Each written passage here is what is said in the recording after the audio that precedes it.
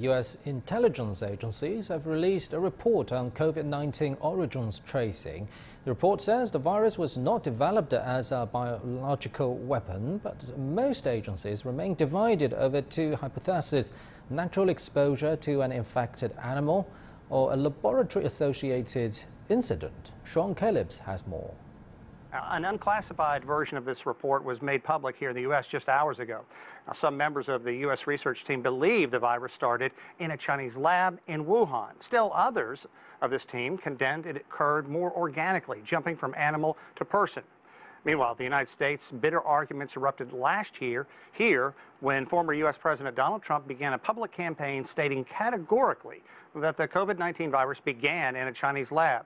Now, Democrats in the U.S. argue that Trump was just trying to dodge critics who were railing against him for wildly mismanaging the outbreak. Now, for its part, China is decrying this report and dismissing allegations that Beijing has not been upfront and helpful in the scientific study. China has said its position on the global origins of the virus has always been clear and consistent. China says it will continue to support scientific studies and remains concerned about politicized research it believes cherry-picked information. Now, Beijing is also siding with a World Health Organization report that came out this year saying COVID-19 most likely began with the virus jumping from animal to person, and that it was highly unlikely it was caused in a lab in Wuhan. Let's cross live to current affairs commentator Mr. Einer Tangen in Beijing. Mr. Tangen, so many reports are describing this report as the U.S. intelligence community is still divided on origins tracing of COVID-19. What do you make of this kind of inconclusive conclusion? Would you say that it's actually the U.S. intelligence community cannot find anything concrete to support their smear campaign on China? Yes, and it depends on what's really relevant about this is that Donald Trump claimed that he had conclusive evidence that this had been leaked from a lab in Wuhan. It turns out that that was untrue. Not only that, they stated categorically that this was not a man-made virus and that the Chinese government knew nothing about it. So therefore, it could not have been released accidentally or otherwise from Wuhan. Otherwise, they would have known. When we say they've known, the intelligence community obviously intercepted many gigabytes of information, emails, phone calls, etc. And they went through it to make sure that there was no reference to it. Given that they were unable to find anything, I think it's fairly conclusive that this has turned into a political witch hunt that has nothing to do with science and everything to do with trying to deflect attention away from the disastrous handling of COVID-19 in the U.S. Indeed, and the Chinese embassy in the U.S. says the report is not scientifically credible and the U.S. is politicizing the issue. And this leads to a grave question. Actually, many are wondering why the Biden administration used the intelligence community to find out something about the pandemic and medical issues. Does the Biden administration not trust its own scientists?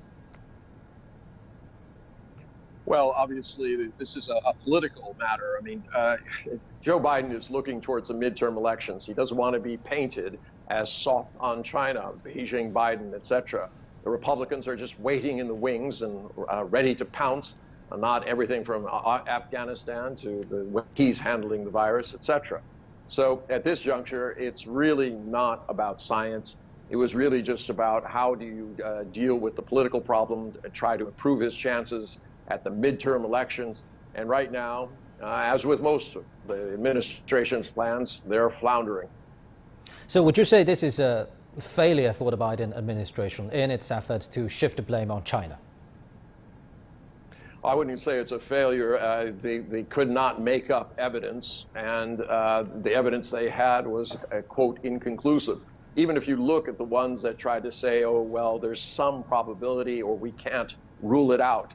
Well, I can't rule out that the aliens are on the Earth probing cows, but it doesn't mean that it's happening. So this is literally, you should just see it for what it is, political witch hunt, effort to try to, convince people that the real issue is where COVID-19 came from as opposed to how it's being handled by the administration. Thank you very much. Current affairs commentator Mr. Einer Tangen in Beijing. For more on that, let's cross live to our reporter Zhou Jiaxing in Beijing. Jiaxing, you've been following this very closely. What's China's reaction to this U.S. intelligence report?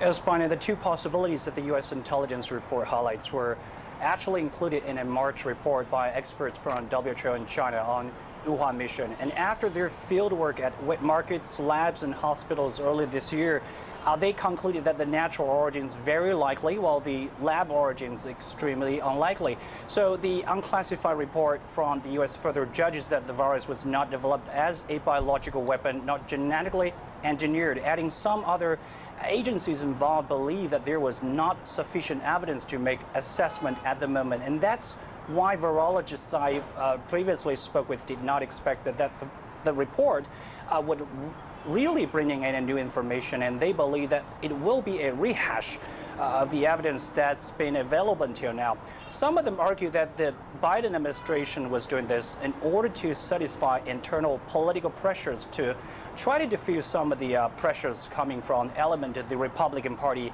And the Chinese embassy in the United States said in a statement that the report is not scientifically credible, adding that the U.S. claims of China's lack of transparency an excuse for Washington's politicizing and stigmatizing campaign. On the raw data issues, leaders on the WHO Wuhan mission made it clear about the international practice that there are restrictions on privacy law that forbid the sharing of data, including details to outsiders, and that's exactly the same in most countries in the world, which has been reflected in their previous studies. Atop that, Chinese side presented the early 174 cases one by one to the WHO experts in Wuhan, and experts from the international team recognized that effort and expressed their pride in the Phase 1 report.